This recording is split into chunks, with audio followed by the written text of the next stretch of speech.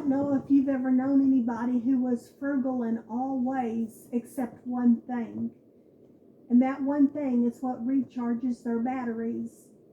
They're able to function better because of whatever that one thing is. They'll do without something else if they need to in order to be able to have that one thing. It might be having their nails done every 2 weeks, having a latte every other morning, having a pedicure every month, taking some type of a mini vacation every month with the kids to play mini golf or go to a fun park or to have a pizza party. So number one of possible ways to save money that might not look good on paper is having that one thing, whatever it may be, that recharges your battery. And you're probably thinking, how is that a money saver? Well, if it's recharging your batteries, or if you're able to function better because of whatever it is, then it's probably filling a need or a desire or a comfort that you feel you really need to have.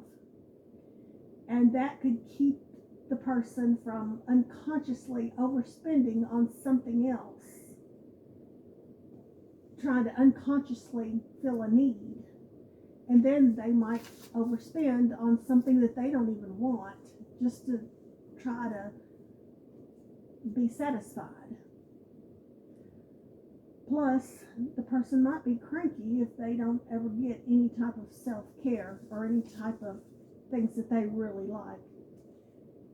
Number two is similar to number one, having more fun money. A person needs a certain amount of self-care.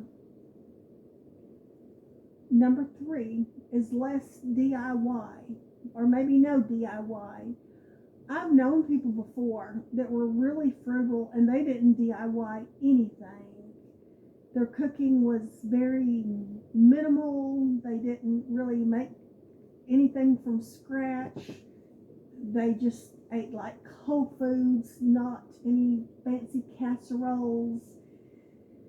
And it actually saved them money because they didn't have to buy a lot of kitchen gadgets or a lot of kitchen appliances. They didn't have to buy sewing machines and lawn mowers and all those things. They just bought the bare things that they needed to function, and plus they had a lot of peace of mind because they were accidental minimalists, because they didn't have a lot of things in their house, because they didn't have a lot of spare parts or moving parts, because they didn't DIY anything. They just bought whatever was cheap.